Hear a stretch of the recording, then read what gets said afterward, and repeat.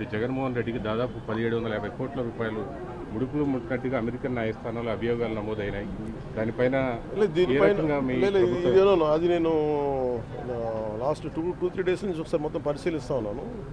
ఒకసారి మన ముఖ్యమంత్రి గారితో మాట్లాడి దీని మీద కలిసి సమిష్టిగా ఒక నిర్ణయం మన అభిప్రాయం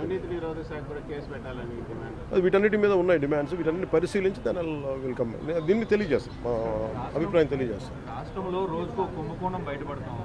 ఈరోజు మళ్ళీ తిరిగి కడప ఎయిర్పోర్టుకు సంబంధించి 150 కోట్లు, అట్లనే అంతకుముందు శ్రీకాకుళం జిల్లాలో కానీ అంటే సమోసాలకే 9 కోట్లు, అలా కదండి, సమోసాలకే 9 కోట్లు అనుకున్నప్పుడు ఇవన్నీ మనం చూడాలి. అంటే ఇది అంటే చాలా బాధ్యతారాహిత్యం, భయాలు లేవు, పారదర్శకత లేదు, అకౌంటబిలిటీ లేదు. ఇవన్నిటికీ వీఆర్ పేయింగ్ ద ప్రైస్. ఇదేంటి భవిష్యత్తులో ఇలాంటి పునరావృతం కాకుండా చూడాలి. ఒకటి వాళ్ళు చేసిన దానికి వాళ్ళని అకౌంటబిలిటీ తీసుకురావడం, రెండు భవిష్యత్తులో ఇలాంటి పునరావృతం కాకుండా ఉండటం, వీటన్నిటి మీద ఆలోచిస్తారు. ఆర్జీవీ నోటీసులకి స్పందించకుండా ఆయన తప్పించుకుని తిరుగుతున్నారు. ఆయన ఒక్కళ్ళే గారు, మిగతా చాలా మంది కూడా విచారణకు రమ్మంటే రాకుండా తప్పించుకుని తిరుగుతున్నారని చెప్తున్నారు. పోలీసులు ఆ విధంగా వాళ్ళు పట్టుకోలేకపోతున్నారా, లేకపోతే ఏంటి అసలు? అంటే చిత్తశుద్ధి లేదా పోలీసులు వాళ్ళకి అరెస్ట్ చేయడానికి కానీ వాళ్ళు పట్టుకోవడానికి కానీ, లేదంటే వాళ్ళకి తిరుగుతున్నారా? ఏంటి సార్ అది?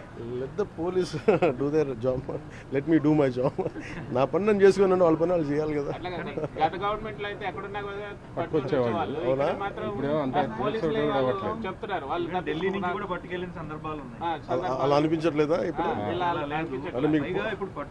ఇప్పుడు చంద్రబాబు గారి మీద నందిగామలో దాడి చేసిన వాళ్ళు సింపుల్ గా కోర్టుకు వెళ్ళి వచ్చి మేము బయటకు వచ్చేసామని చెప్పి కాలర్ ఎగరేసుకునేటువంటి పరిస్థితి కనిపిస్తా ఉంది. సో ఎట్లా అంటే నేను ఒకటి లా అండ్ ఆర్డర్ హోమ్ నేను చేయట్లేదు. సో మీరు ఇది అడగాల్సింది మీరు ముఖ్యమంత్రి గారిని అడగాలి. కూటమి ప్రభుత్వం కాబట్టి కరెక్టే. అలాగే ఇప్పుడు నేను పంచాయతీరాజ్ గురించి అడిగితే నేను చెప్పగలను. కొన్ని ఇది మా ఇంటర్నల్గా ఏం జరుగుతుందో ఒకసారి మీరు చెప్పినవన్నీ ఖచ్చితంగా నేనే దాన్ని తప్పించుకోవట్లేదు కదా, కానీ ఒక మాట చెప్పేటప్పుడు కొంచెం బాధ్యతగా చెప్పాలి.